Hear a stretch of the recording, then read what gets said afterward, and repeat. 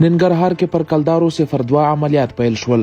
د یادو عملیاتو قومندان د ننګرهار ولی ښاغلی شاه محمود میاخیل، مرستیال یې د ملي امنیت رئیس او عسکري ولسونه دي.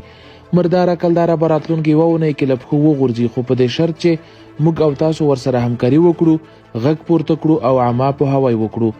د ننګرهار ولی امر کړی چې سر له نن څخه دولتي ادارو ته هیڅ کس له کلدارو سره نشي ننوتلی. د ننګرهار شریفو ولسونو د یاد جهاد اکبر ملاتړ اعلان کړ او د افغانیو د ترویج مبارزه خپل ملي مسؤلیت وباله. دا په داسې حال کې ده چې یوه نیمه اونۍ وړاندې خوست کې هم د کلدارې جنازې پورته کولو ته کټ او کفن تیار شوي وو او تمه ده چې دا اونۍ به دفن شي. پاکستان په ټول توان هڅه کوي چې د کلدارې د بندېدو مخه ونیسي، اما موږ باید په ټول قوت کلداره بنده او افغانۍ وچلوو.